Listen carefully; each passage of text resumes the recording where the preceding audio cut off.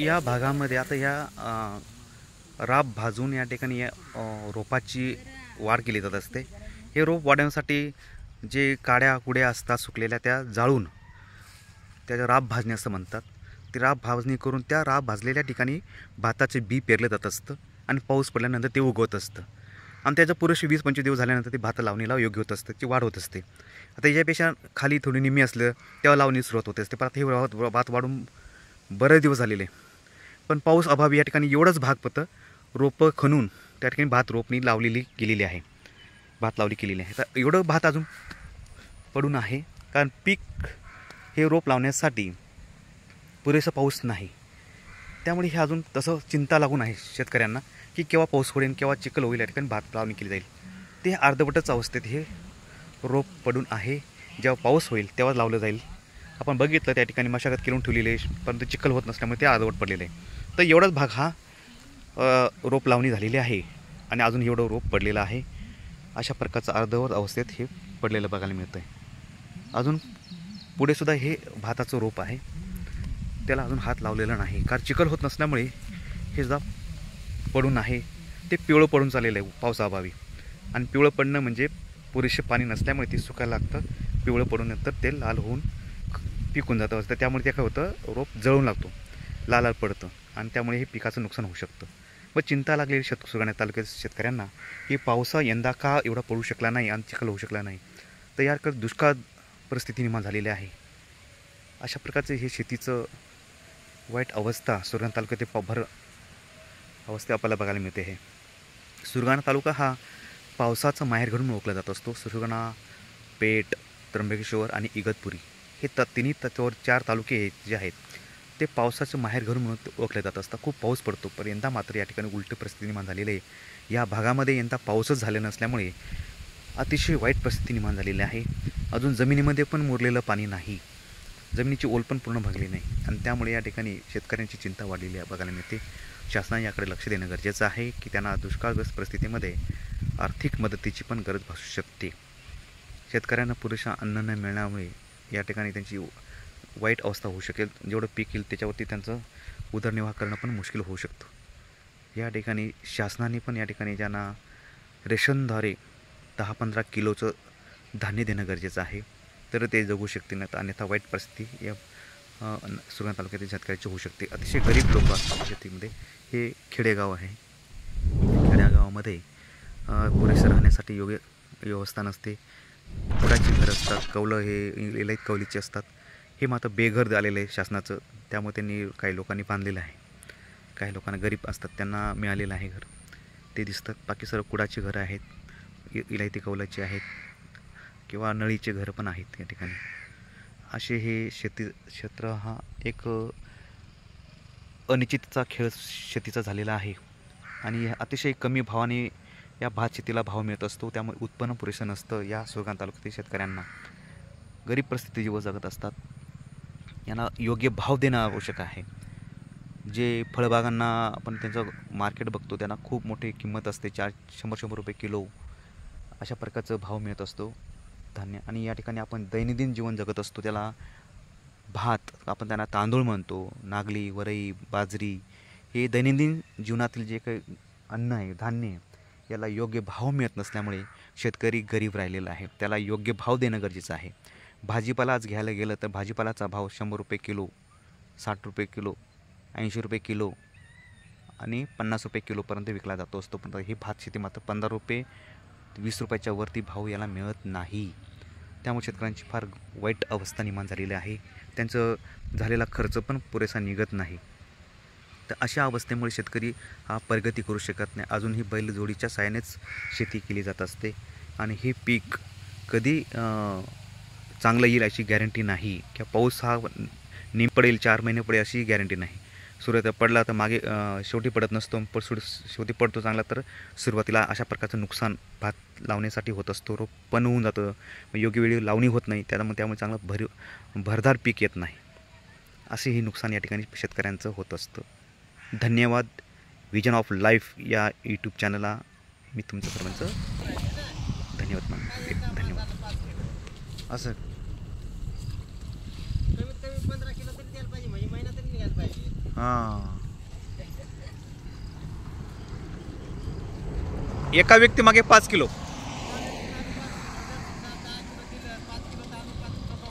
हां, साखर वगैरे मिळते? साखर साखर वगैरे काय महिन्यात म्हणजे 2-3 महिन्यातून जेव्हा भेटतो. ओके. तुमचं नाव काय?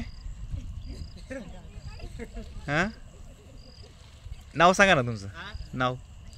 किसन भोये. किशन भोये. ओके. कारण काय हल्ली तर आम्हाला भेटतच नाही बा, पण काही लोकांना भेटेल बा असं. हो हो.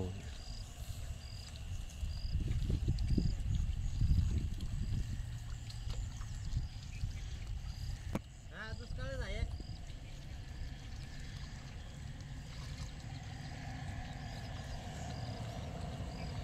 तरी तुम्ही तुमचं काम चालू आहे. मग आता नवीनच आहे ना.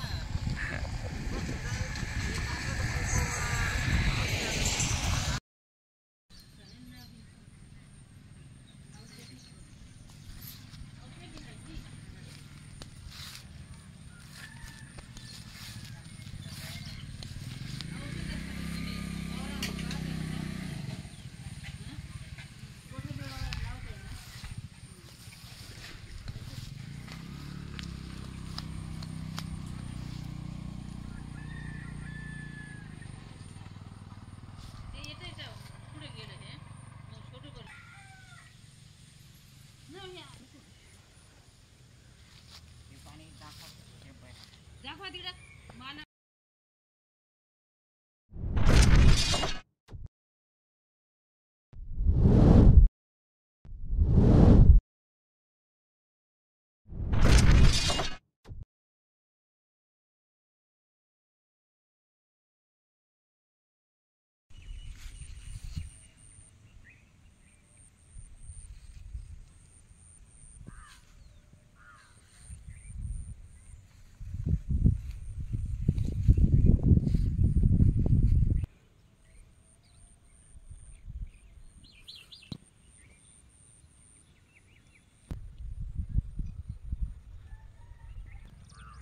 मित्रांनो, आपण बघत आहात विजन ऑफ लाईफ या यूट्यूब चॅनलच्या ब्लॉगमध्ये. विजन ऑफ लाईफ या ब्लॉगमध्ये मी आपला सर्वांसाठी लाईफमध्ये ज्या काही घडामोडी आहेत, विविध घटना आहेत, याविषयी आपल्याला माहिती दिली जात असते. आज आपण बघत आहोत सुरगाणा तालुक्यात तळपाडा या गावी भात शेती कशा प्रकारे केली जात असते, त्यासाठी कोणकोणती मेहनत घेतली जात असते, त्या संदर्भात आपण बघणार आहोत. हे आपले बैल आहेत. या बैलाच्या साह्याने नांगर जुंपून भात शेती केली जात असते आणि खूप मेहनत असते या भात शेतीसाठी. आणि नागली वरी या सुरगाणा तालुक्यातील आदिवासी पट्ट्यामध्ये हे प्रमुख अन्न पूर्ण धान्य पिकवले जात असतं. आपण बघत आहोत हे भात खचरं. या ठिकाणी या खचरामध्ये किंवा या अवनामध्ये भात लावणी केली जात असते. त्या ठिकाणी पाणी भरपूर लागत असतं चिखल करण्यासाठी. चिखलशिवाय भात रोपणी होत नाही किंवा लावणी होत नाही. आणि या सुरगाणा तालुक्यामध्ये भात लावणीसाठी मजुराची पण आवश्यकता असते आणि मजूर घेऊन ही भात लावणी केली जात असते. कमी लोकांमध्ये भात लावायचं म्हटल्यानंतर या ठिकाणी खूप मेहनत करावी लागते. खूप दिवस या ठिकाणी भात लावणीसाठी जात असतात, म्हणून मजुरांची आवश्यकता असते. आणि ते पूर्ण भात रोप खणायचे असतात. त्यानंतर ते इथं लावणीसाठी चिखल करून लावायचं लागत असतं. आणि मग चिखल करण्यासाठी आपल्याला ह्या बैलजोडी आहे, या बैलजोडीच्या साहाय्याने नांगरणी करावं लागते 4 वेळा. एक पहिल्या वेळा पूर्ण या शेतीची नांगरणी करताना पूर्ण ढेकळं बाहेर निघत असतात, माती कोरडी असते. त्यानंतर त्याच्यामध्ये पुन्हा 2-3 वर चिरण दिलं असतं, म्हणजे नांगरणी केली जाते. नंतर त्याची बारीक माती होत असते आणि पाऊस पडल्यानंतर त्याचा चिखल होत असतो. आणि मग चिखल होण्यासाठी पाण्याची पुरेशी गरज असते, कारण पाणी मुरत असतं त्याच्यामध्ये. मग पुरेसे पाणी जेव्हा येतं त्यावेळी त्याचा चिखल होतो. नंतर त्या ठिकाणी भात लावणे योग्य ते खचरामध्ये किंवा त्या आवनामध्ये भात लावू शकत असतो आपण. आणि मग ह्या बैलांच्या साहाय्याने अनेक वेळा चिखल करण्यासाठी बैलांना वापर करून नांगरणी केली जात असते. 4 वेळ चिरण केलं असतं. आणि नंतर त्या नांगरून झाल्यानंतर त्याचे ते उंचवटा असतो त्याला लेवल करण्यासाठी आपल्याला हे जे अळवट आहे, या अळवटाच्या साहाय्याने आपण त्या ठिकाणी चिखल केलेलं ते लेवल करतो आणि लेवल करून त्या ठिकाणी चिखल हे योग्य लेवलला आल्यानंतर आपण त्या ठिकाणी भाताला रोपणी करत असतो. ही भाताची शेती आहे. हे बघा या ठिकाणी रोपणी करून ते लेवल केले पुढे बघा तिथं जास्त आपल्याला दिसतं ती नांगरणी केलेली आहे ते उंचवट आहे. पण तिथं हे आळवट गेलं नसल्यामुळे ते उंचवटा दिसतो. पण ते आळवट फिरल्यानंतर ते लेवल येत असतं आणि नंतर भात रोपणीला सोपं जात असतं. याला जू म्हणतात किंवा आपण त्याला जुवाडी असं म्हणतात. आणि या जुवाडीच्या बैलांचे दोन बैल इथं जोडले जात असतात आणि नंतर त्या ठिकाणी आळवटाच्या साहाय्याने या ठिकाणी ही भात शेतीसाठी जे आव्हान आहे त्या आव्हानामध्ये चिखल करून पाणी पडल्यानंतरच पाऊस पडल्यानंतरच करू शकतो. आणि ह्या ठिकाणी ही भात शेती आज पहिल्यांदा लावली गेलेली आहे. या 2 दिवसापूर्वी ही लावलेली आहे. कारण सुरगाणा तालुक्यामध्ये गेल्या जून महिन्यापासून पाऊस पडलेला नाही. हे 2-3 दिवसापूर्वी पाऊस पडला आणि थोडासा पाऊस पडला, जास्त पडला नसल्यामुळे फक्त एका आव्हानाची लावणी झालेली आहे. भाताची लावणी केली शकलेली आहे. आणि बरेचसे नागरिक अजून भात शेती लावणी करू शकलेले नाही. कारण पाऊस सुरगाणा तालुक्यामध्ये 5% पाऊस झालेला नाही. आणि त्यामुळे लोकांना या पाण्यासाठी खूप वणवण करावं लागतं. अशी काही लोकांकडे विहीर असल्यामुळे त्या ठिकाणी पाणी विहिरीच्या पंपाच्या साहाय्याने ते विहिरीतून पाणी काढून चिखल केलं जात असतो आणि ते भात रोपणी करतात. परंतु जे असहाय्य लोक आहेत त्यांना विहीर नाही, पंप नाही, त्या लोकांना अजून भात लावणी केलेली नाही. 5%च्या वर अजून लावणी झालेली नाही. आज सुरगाणा तालुक्यात तळपाडा या गावी मी हे शूटिंग करतो आहे. हे बैल आहेत. या बैलाच्या साहाय्याने आतापर्यंत काल रोपणी केलेली आहे, भाताची लावणी केलेली आहे. त्यांना 4 दिवस हे लावणी करायला लागले. कारण जेवढं चिखल झालं तेवढंच त्या ठिकाणी लावणी करतं, मजूर पेटत नसल्यामुळे. मित्रांनो आपण आता बघत आहोत हे पाऊस अतिशय कमी पडत असल्यामुळे भात लावणी अगोदर मग या ठिकाणी कमी पावसामध्ये हे वरीचं पीक लावलेलं, वरीचं हे रोप लावलेलं आहे.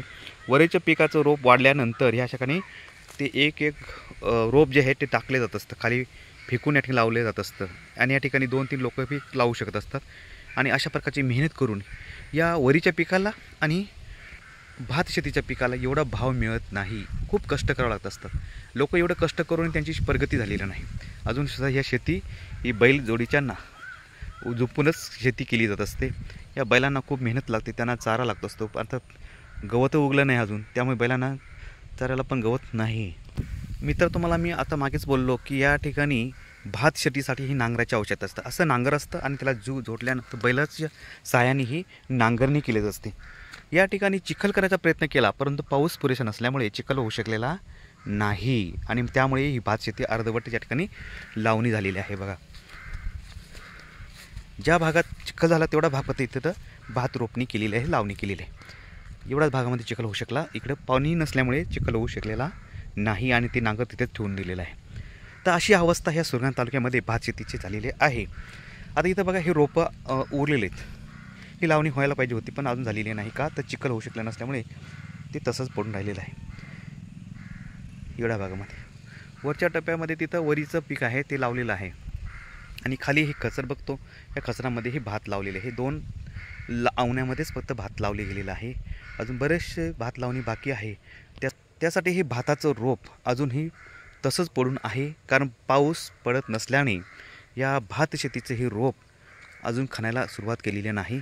कारण या पावसाशिवाय भात लावलं जात नाही. आणि भात रोप हे जर खणून ठेवलं किंवा आपण त्याला उपटून ठेवलं तर त्या मरू शकतं आणि त्यामुळे खोदलं नाही.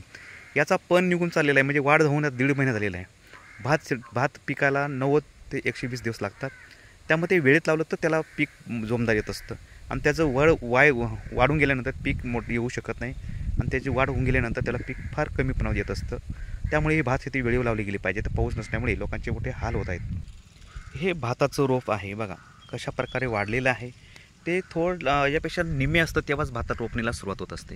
आता हे वाढून जरा बरेच दिवस झाले, 30 ते 45 दिवस झालेला आहे रोपाला वाढून. आता ते लावणी योग्य होऊन गेलेलं आहे. परंतु अजून आजपर्यंत लावू शकले नाही का ते पावसाअभावी ते तसंच आहे. त्यामुळे लोकांना चिंता लागलेली आहे की पाऊस कधी पडेल आणि कधी आपण हे लावू शकतो. यानंतर आपण हे भुईमुंग लावलेलं आहे बघा, भुईमुंग उगलेला आहे. आणि ह्या भुईमुंगामध्ये सुद्धा आता ह्या पाऊस पडल्यामुळे थोडंसं वाढ झालेलं आहे. आता याच्यामध्ये याचं निंदणी झाल्यानंतर म्हणजे गवत काढल्यानंतर ही चांगल्या प्रकारे भर येऊ शकतो. आता हे फुलायला लागलेलं आहे. अशा भुईमुंग हे लावलेलं आहे. ते रोप जरा योग्य दिसतंय. आपण आज तळपाडा म्हणजे सुरगाणा तालुक्यातील तळपाडा या गावी आहोत. आणि ह्या तळपाडा गावी ही भात शेतीची जी अवस्था आहे ती आपण बघत आहोत. शंकर मोतीराम महाले यांच्या शेतामध्ये आपण आहोत. आणि त्यांनी केलेले भात लावणी आणि आपण त्याचं जे भात लावण्यासाठी केलेलं जे मशागत आहे आपण या ठिकाणी बघतो. नांगरणी केलेली आहे पण चिखलाअभावी ते तसं पडून पडलेलं आहे. त्यामुळे लोकांना चिंता लागलेली आहे, यंदा पीक कसं येणार किंवा पाऊस पडल्याशिवाय आम्ही या ठिकाणी आमचा उदरनिर्वाह करू शकत नाही, ही अवस्था निर्माण झालेली आहे. तरी शासनाने याकडे लक्ष देऊन सुरगाणा तालुक्यामध्ये खरंच दुष्काळ परिस्थिती निर्माण झाली, दुष्काळग्रस्त परिस्थिती आहे. पाऊस पडला तर त्यांना पीक येऊ शकतं. कधी कधी पाऊस सुरुवातीला चांगला पडतो म्हणून पीक येतं, परंतु शेवटी मात्र ज्यावेळेस ही भात शेती जी आहे जेव्हा फुलावर येत असतं त्यावेळेस पाऊस नसल्यामुळे ती भात शेतीसुद्धा या ठिकाणी वाया जात असते किंवा त्याला पुरेसं पावसाअभावी भात शेती ही जोमदार येऊ शकत नाही, अशी अवस्था असते. कधीकधी सुरुवातीला पाऊस न पडल्यामुळे उशिरा पिकणे लावणी होत असते आणि त्यामुळे शेवटी पाऊस नसल्याने किंवा सुरुवातीला पाऊस जास्त पडल्याने पण नुकसान होत असतं. अशा प्रकारची अवस्था या सुरगाणा तालुक्यामध्ये शेतकऱ्यांची झालेली आहे. आता चिंता लागलेली आहे शेतकऱ्यांना की कशाप्रकारे पाऊस कधी येणार म्हणून. वातावरण पावसाचं दिसतं आहे पण पाऊस पुरेसा पडत नाही. हे ढगाळ वातावरण आलेलं आहे. थोडंसं झिमझिम पाऊस पडतं ज्याचं चिखल पण मुरत होत नाही, कारण चिखल होण्यासाठी पाऊस वाहून जावा लागत असतो. मात्र ही झिमझिम पाऊस पडल्यामुळे तिथेच मुरत असतो, त्यामुळे चिखल होत नाही पुरेशा आणि त्यामुळे ही शेती तशीच लावणी पडलेली आहे. धन्यवाद. विजन ऑफ लाईफ या यूट्यूब चॅनलमध्ये ही अशी माहिती मी भागवत महाले देत असतो. तर आपण या ठिकाणी सुरगाणा तालुक्यातील भात शेती संदर्भात आणि वरई लावणी केली ते आपण बघितलं आहे. धन्यवाद.